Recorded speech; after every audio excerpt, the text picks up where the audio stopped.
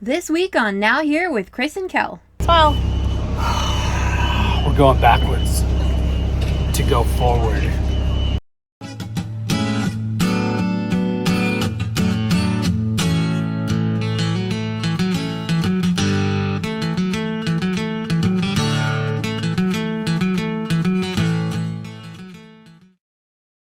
Today is splash day. They had to move some boats in front of us to get out of here. So they're gonna come in and grab us and then take us out. Got the dinghy out and ready to travel. The front of the boat has been uncovered. It's still dusty as balls, but what can you do? We even got water yesterday.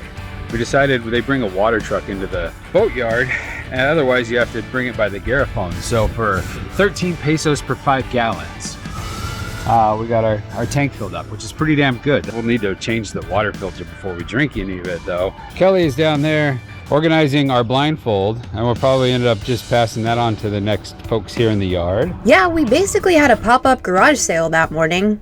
Didn't sleep well last night, you know, like you stop driving your boat around for a couple months and then worry about how you're going to pilot your boat into a slip again. Fingers crossed everything goes well. We put the boat in the water, and the first thing we'll do is check all the through holes and point the water ingress and make sure that's not happening, and then we'll fire up the engine and go forward and backward and make sure that's all working properly, and then we'll release the slings. That's the game plan. Sound good to you, dude? Yeah. Yeah, we're gonna help from the inside. That's what We we should always really clean out these windows then, do. I guess I can see out of them. Okay. It's totally up to you, Captain. I mean, like, how are you gonna clean them? I don't know. Water? Water? This is Paper the towel. desert. Speaking of desert, Yeah. we should get some of those empanadas from that guy. Go track it down, babe. Pumpkin empanadas. If that's not desert, I don't know what is.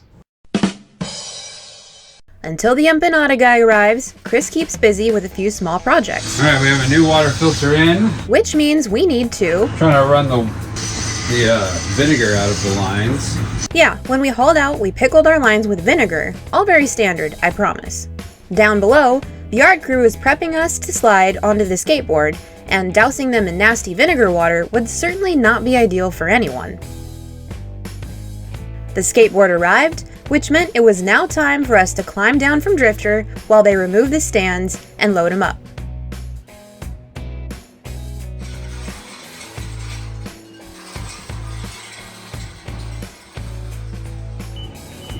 The operator was a pro, just slid right in, no issues whatsoever. We were trying to stay cool about all this, but every part of this process was giving me anxiety. Especially the part where we get into the water, fire up our engine for the first time in months, and immediately and frantically test everything before heading to the marina. So I'm a little worried about the bump test. The bump test. The bump test, like, go forward and back? Yeah. I don't Forward, know. neutral, and back. Well, yeah, neutral. It starts in neutral, so. Yeah, I mean, it's not like a boat violently moves. It's not like we're gonna like throw it in reverse and smash into something. Yeah, I was worried about going forward into that wall. They're not gonna put us in backwards. Just because we came in forward doesn't mean they won't put us out forward too. So you should just be able to drive out. If they put us in backwards, that's messed up. I'm not sure Did you why really I thought think that. that? I did. I was like, That's how you we go came in, how so it you makes come sense. out. So It's not bad logic, but I'm a little flustered today. Can you tell? fortunately, I think that we'll get to just go forward. Oh look, the empanada guy's here. We were just talking about that. Good timing. Want to try a empanada? Sure. This one's caramel. Good? Yeah, the bread's good. I didn't get any of the sauce. We got caramel and pumpkin. The caramel was better. We'll give this a rating of 11. Have an empanada while you wait. Now that we're on the skateboard and no longer resting on wood blocks, we can apply our bottom coat to these unpainted areas. We also had a few spots where the stands were that needed more coats. We need to get 3 coats on these areas before we splash today. Good news is it dries pretty quickly. All good? Well, now we wait a little bit and then do some more coats. While that coat dries, we started moving towards the slings. Even though this process is obviously very common in the yard, boats are literally hauling out and being splashed nearly every day now, it's still nerve-wracking and exciting, which often draws a small crowd. No doubt, the longer you've been hauled out in the yard, the more rewarding splash day is, assuming everything goes well. The operator backed up Drifter and they started strapping him in.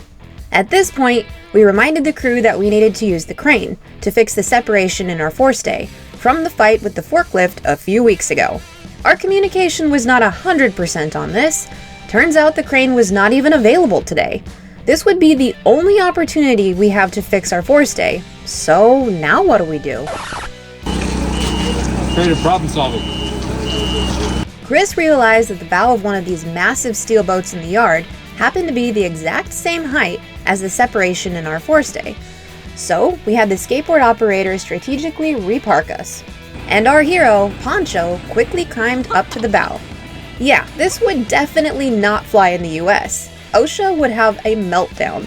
While Chris talked Poncho through what needed to be done for the repair, I gave those spots on our bottom another 2 coats of paint. Poncho's efforts were a success. I climbed aboard Drifter to meet Chris, and then they took our ladder away. We headed back to the lift to get strapped in, this time for real.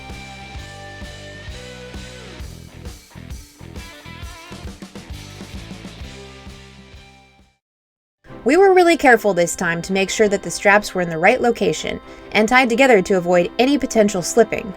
While this was happening, we had a lot of time to think about what could go wrong. Kite should be going out, which should slam us right into the dock.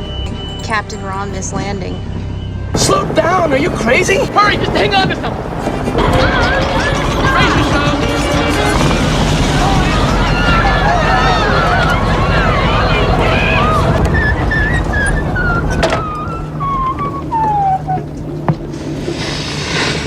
Not gonna try that, no. Okay, it's go time! Drifter's getting thirsty.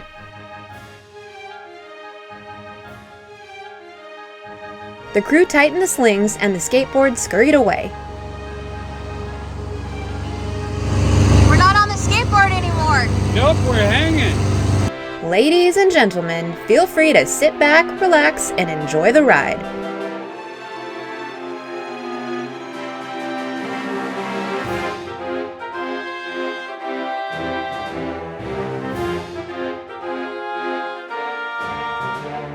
Okay, the anticipation is killing me. Let's speed things up a bit.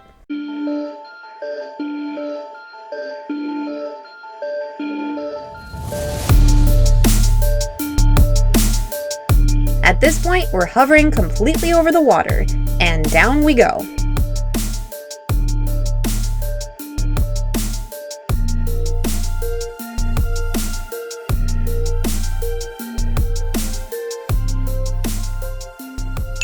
Our friend Doug showed up to help us with our lines. It's a good thing he did because we were definitely short-handed. We had 2 people, but 4 would really have been optimal, especially given our history.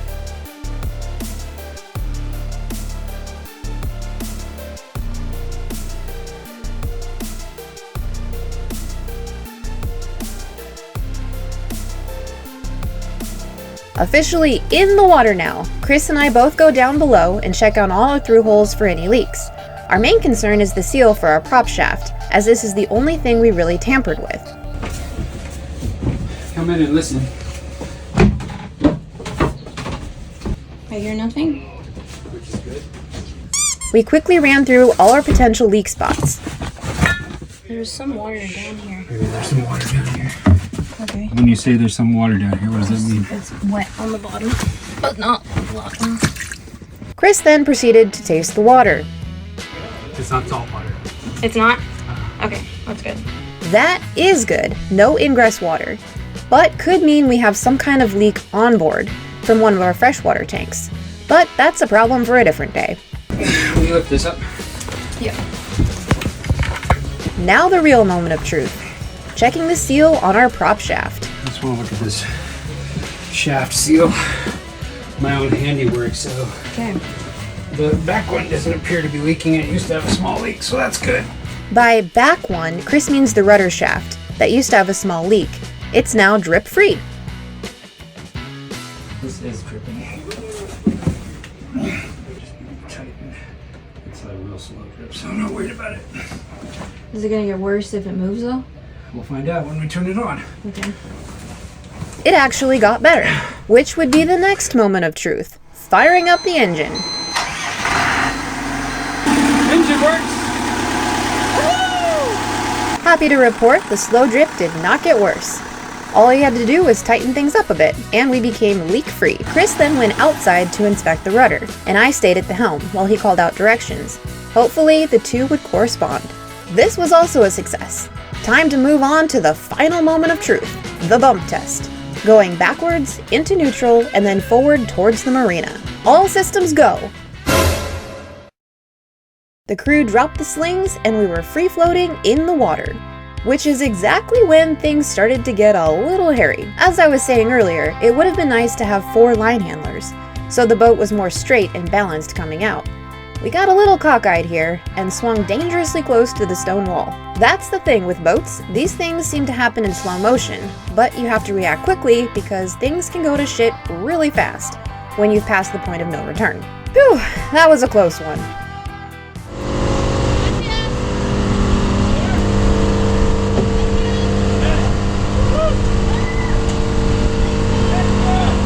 Okay, I lied. That wasn't our final moment of truth.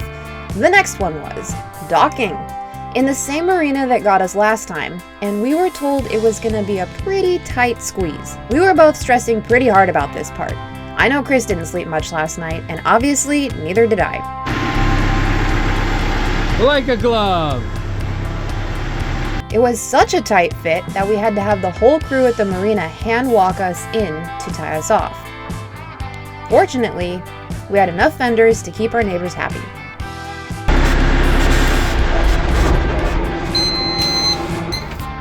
And just like that, old Dusty's back in the water. How about that? Did you see that? That was cool. All right, let's tie her off and kick back some cold ones, huh? Hey! Just for the record, I was pretty nervous coming in here after our last debacle. We nailed it. Going forward is easier though, for sure. Backwards sucks. Once we got all our monitoring systems back up and running and felt like Drifter was 100% secure at his new slip, we headed out on some errands. First stop, the Cruiser's Lounge. Come on, Kelly. What do you think? Right here?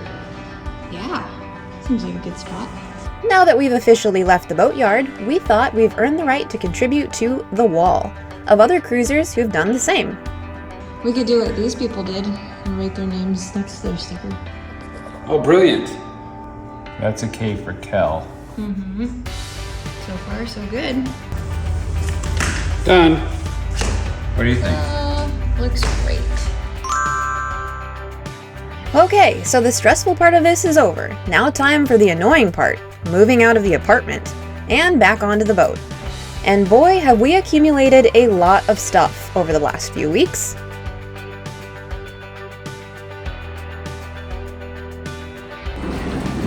All the stuff's loaded up. Well, not all of it, but most of it. A lot of it. Yeah, we got quite a bit. Headed to Drifter to start Settling. resettling, yeah. Nesting. This is a no whistle zone. Is the no whistle zone like a bubble around you? Yep. Oh. That's kind of bullshit. Don't hang out with me. We're here. We unloaded the van with our first round of things, troubled by the concept that there would be multiple trips, and we were already running out of space to put things. You're gonna need a bigger boat. What are you doing down here, Kelly? Sorting our food supply. Our tinned goods? Yep. All of our non-perishables. Like pink salmon. That'll perish right in my belly. I'll put it next to the Spam. Yummy. What are you working on? Chris's job was to give Drifter a bath. Then you got all this gunk, and the whole back deck's just a big dust ball. It's funny because it's early December, and I'm out here in shorts and barefoot, And you don't realize that, you know, it's early December, and last year at this time there was like freaking icy, snowy, rainy, everything going on. And this year we're hanging out here and it's nice and warm. So gotta appreciate that. We are going home for a couple weeks for Christmas. So when we get back from the cold of Washington, this will be like real nice. Chris gave Drifter a quick rinse while I kept sorting things down below. We were long overdue for some lunch. I can't think of a regional thing that I like more than Sinaloa chicken. It's basically a spatchcock chicken that's been charcoal grilled with seasoning, and it's delicious. There's two places I get them from. One of them slightly cheaper, but I've never had them side to side to really decide which one's the best. So for lunch today, I'm gonna go get one of each, bring them back to the boat, and then Kelly and I are going to decide once and for all which one is the best. Also, I'm gonna get a side of the refried beans because they're delicious at both places. First stop, Pollo Lucas. Pollo Lucas has this nice little dining area, whereas the other place is just kind of like a pickup window almost. They have a few tables, but not like this. This is like a restaurant, an outdoor restaurant. The chicken is $200, and it comes with like onions, hot sauce, cabbage, tortillas, and then we get beans extra. There's 60 pesos. So for 260 pesos, you get a whole chicken and some beans. We're gonna get the same at the other place. I think it's a little cheaper there. Gracias. Chris then headed directly to the other chicken place. Chris is a liar. You could definitely have a sit-down meal here. I just don't know that you'd want to. Alright, this one came with flour tortillas too. They used to not have it, but it's more expensive. It used to be $190 and now it's $215. Still a little cheaper than the other place. Chris then made his merry way back to the boat. Kelly! Yeah. I got the chicken! Sweet. Got some drinks for you too. Thank you. Here is we'll call this the yellow chicken. You're gonna do a blind test. And this one is the blue chicken. You ready for this? Yeah.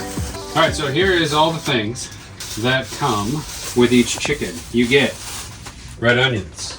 We ordered refried beans. They always come with salsa. And then this is lettuce. And then you get tortillas, fresh tortillas. They call flour tortillas gringa tortillas here. Anyway, it basically means white person tortillas because everybody down here, you know, most people in this region at least, eat corn tortillas. Ooh, lots more salt. Look how much more salsa we got with this one. Yeah. And this one has cabbage instead of lettuce, large, and some onions. Get on with it. Yes, get on with it! Now to the main event. Before we get to our main event, it's a bean off. Spicy, thin, not in a bad way. Good kick to it. There's some sort of meat in there too. It's almost like bacon. Second beans. Smooth. Thicker. Also has a good kick. These beans are good, but I like the kick of these ones right here. Now you ready to get into the chicken? Visually, I actually think this one looks better. It's got a better char on it than this one. I think so too. I'm a big fan of char.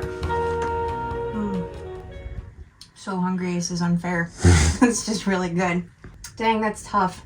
This has more of a smoky flavor to it, which was kind of unexpected because the char on that's like, there's a lot of char. But this one's definitely juicier. I'm gonna go with this one as my winner. So you like this one because it's smokier and juicier than this one. Gotcha. Okay. Okay. And a napkin. You made a good point. It's 3 p.m. and we haven't eaten yet, so. The first bite is... Yeah, it's delicious. Just so satisfying. A little bone in there. Kind of feel like this one looked like it was plumper and juicier, but it's, if anything, slightly more dry. We're splitting hairs here, but I'm gonna once again defy you and go with the flavor on this one as my preferred chicken. Okay, one chicken for each of us. And one beans for each of us. I'm going to prepare a tortilla with all the fixings, Okay. and that will be our final decider. All right, sounds Sound good. good? I think as a composition, I like this one better. It's probably because the sauce is hotter. Ooh. a kick there. I'm gonna agree with you. I love the cabbage over the lettuce that the one place gives you. This one is tastier. Full disclosure, I never eat it in the tortillas. I always save the tortillas for other meals, and I just eat the chicken because it's the way I like it. But that gives the edge. You picked Angel's beans and El Pollo Lucas. I picked Pollo Lucas's beans and Angel's chicken. Ah. But we both picked Pollo Lucas complete tortilla meal. So that's gonna get the win. But at 260 versus 215 pesos, it's kind of like a wash because they're both really good. And they're both a lot better than a lot of other food that can be found in Mexico and everywhere. And if you get a chance to try Semolo chicken, and it has to be like a spatchcock chicken grilled over like briquettes, high heat, do it. It's delicious. Right, Kelly? Right.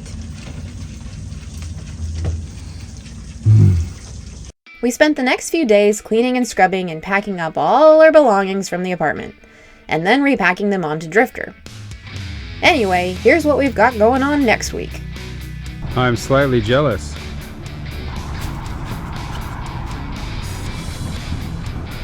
How's that feel? I'm pretty push. Hi, dude. And now for this week's blooper reel, sponsored by our patrons. We gotta wait, because when I do the thing, blah. Where are you? I'm right here. Where? Oh, there you are. You're allowed to keep one piece of wood. That's false. There's so many pieces of wood on that boat, you have no idea. I do have an idea. Well, We're going backwards. You know that. So snotty. You're like, oh, you need a hat. Shut up. We're here. Stop bitching. If water pressure were to be assigned to a male member and a 16-year-old stream being ideal, this is somewhere around 92. Okay. If that makes sense. That was a fun analogy. Yeah. Mildly inappropriate. Was it though? The way your mind works. We started with 40 cans of corned beef hash, but I eat them while you sleep. Gross.